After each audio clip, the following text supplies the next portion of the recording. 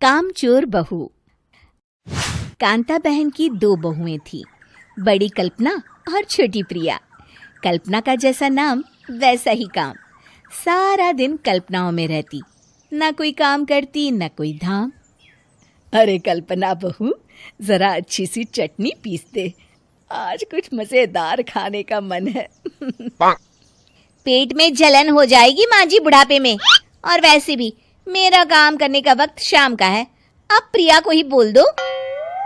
इतना कहकर कल्पना वहां से चली जाती है। कांता कल्पना के ऐसे रवैये से काफी परेशान रहती हैं। मैं बना देती हूँ माँ चटनी, ऐसा बोलकर प्रिया माँ को चटनी बनाकर प्लेट में खाने को देती है कि तभी वहां कल्पना आ जाती है। अरे वाह चटनी, जरा चख कर तो देखूं, बड़े दिन हो गए। अरे नहीं बहू, तू तो रहने ही दे चटनी खाना, पेट में जलन हो जाएगी।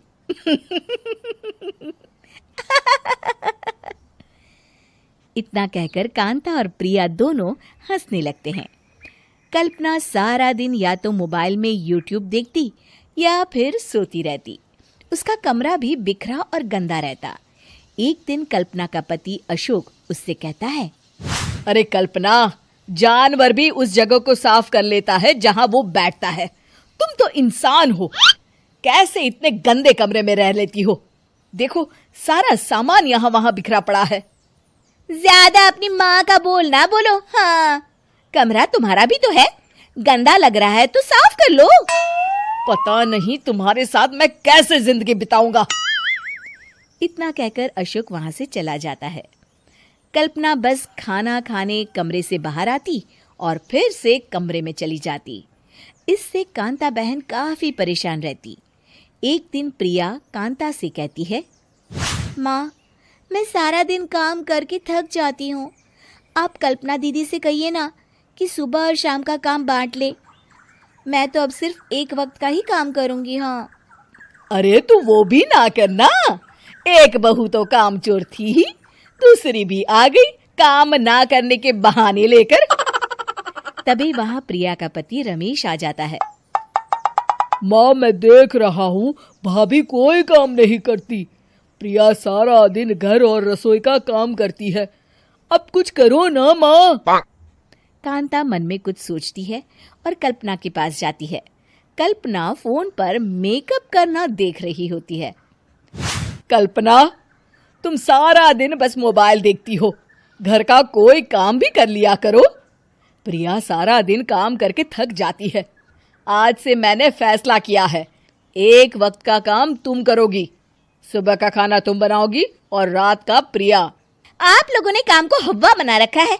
अरे पता नहीं थोड़ा सा ज्यादा काम करने में आप लोग घबरा क्यों जाते हैं। और हाँ, बहुत ज्यादा प्रिया की तारीफ मत करिए मेरे सामने, बड़ी बहू तो मैं ही रहूंगी। मैं कुछ नहीं जानती, कल सुबह मुझे वक्त से खाना चाहिए, रसोई में आ जाना, वरना कल से तुझे खाना नहीं मिलेगा। अगली सुबह कल्पना रसोई में नहीं आती है। वो देर से सोकर उठती है और बाहर आकर कहती है, अरे भूख लगी है, आज खाने में क्या है? इतनी देर हो गई, आज किसी ने मुझे उठाया भी नहीं, पता नहीं कहाँ है सब।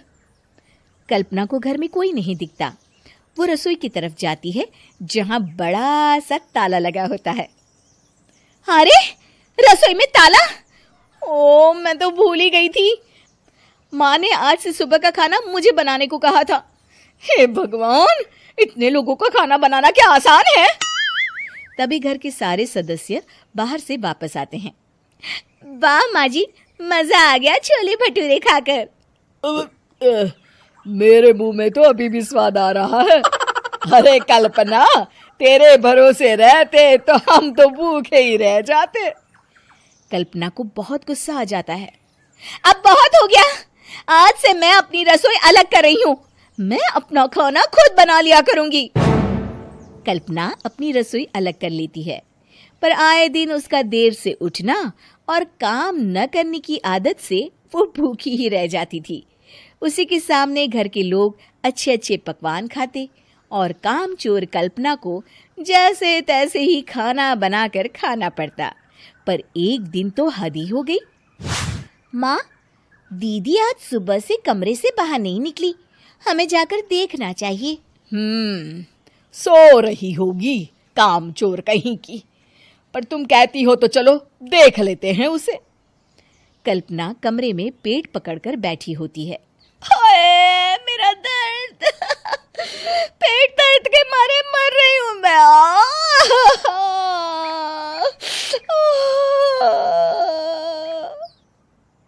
अरे दीदी, क्या हुआ? पेट में दर्द क्यों हो रहा है? डॉक्टर को दिखाया आपने? माँ, कल्पना खड़ी होती है और माँ जी के पास आती है। मुझे माफ कर दीजिए, अब से मैं सारे काम में मदद करूंगी, कभी आलस और काम चोरी नहीं करूंगी। हाँ, वो तो ठीक है, लेकिन अचानक क्या हो गया जो तू काम करने को तैयार हो गई? कामचोर कल्पना। माँ, लगातार बासी और उल्टा पुल्टा खाना खाने के कारण मेरे पेट में इन्फेक्शन हो गया है। काम न करना पड़े इसलिए मैं 2 दिन का खाना एक दिन ही बना लेती थी। बासी और खराब खाना खाने के कारण लेने के देने पड़ गए। पेट में दर्द हो रहा है। चलो अच्छा हुआ, देर आए दुरुस्त आए।